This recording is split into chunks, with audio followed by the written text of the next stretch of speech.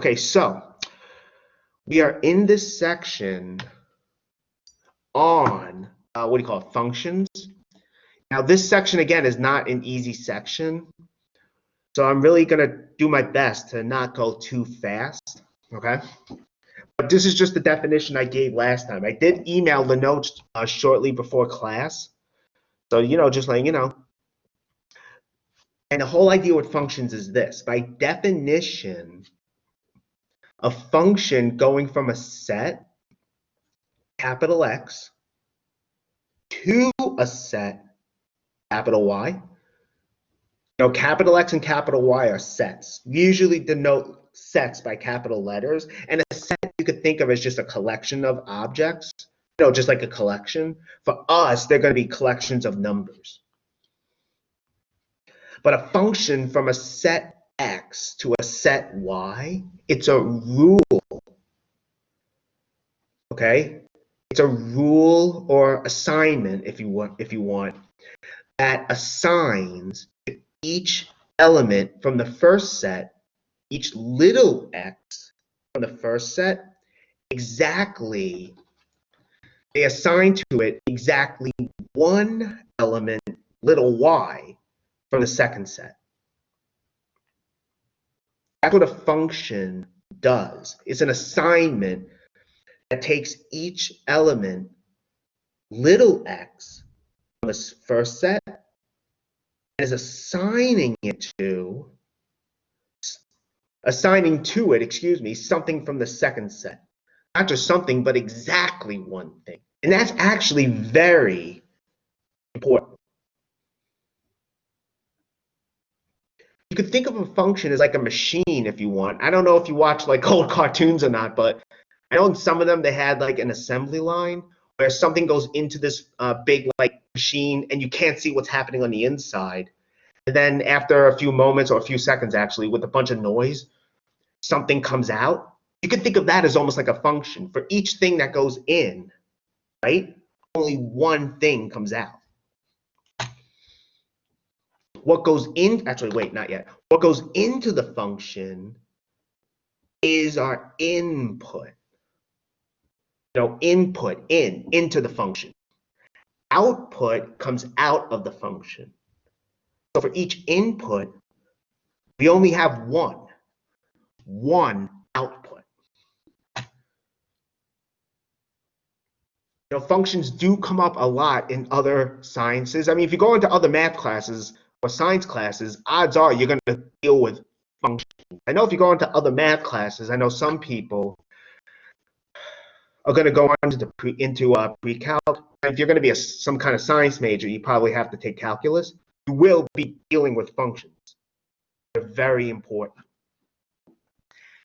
And that collection of all inputs, all the things going into the function, that's our domain. Our domain. And everything that comes out of the function is the range. Sorry, let me say it this way. The set of all output, that is the range of the function.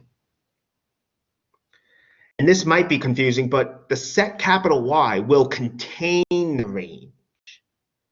Set X itself will be the domain, so everything in X goes into the function.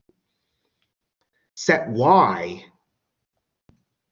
will contain the range. So it could have everything in Y could be the range, but it doesn't have to be. And again, for the most part, for us, X and Y are just collections of numbers. I mean, theoretically, they don't have to be, but in this class, they're going to be collections of numbers, real numbers, that is. Okay, I think I might have mentioned this last time, so let me move on. So here's an example, and we can actually use correspondence diagrams. That's actually what I had here and here. These are actually correspondence diagrams. Basically, you have two circles, one for the first set, one for the second set, and you list the elements like this, and you have arrows going from each element to something from the first set to something in the second set. You have arrows from each element in the first set to something in the second set. So really, to be a function from each element in the first set, we can only have one arrow leaving it. Only one arrow leaving it. So here, for instance, this is a function. One, our input goes into the function, and what comes out is 2. When 1 goes into the function, 2 comes out. This one, from x, 2 goes into the function, and 4 comes out. So if you think of a function as like a machine, 2 is our input, and the corresponding output is 4. 3 goes in, 6 comes out. 4 goes into the function, and 8 comes out.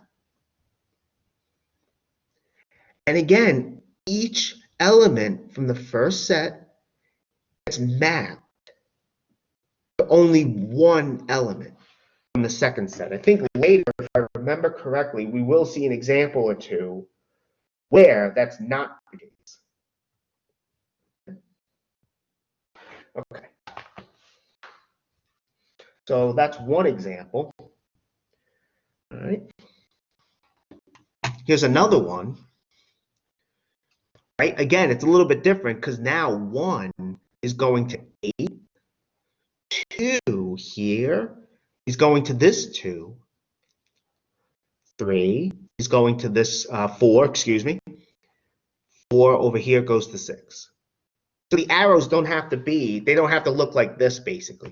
They can look like this. But what has to happen to have a function is from each element in the first set, you can only have one arrow coming out of it. For instance, look at this.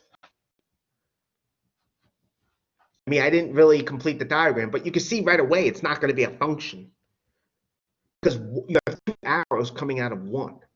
So this diagram would not give us a function, this correspondence diagram. And now that's because 1 would be assigned to 2. 1 would also be assigned to 8. You can't have that in a function. You can't have that.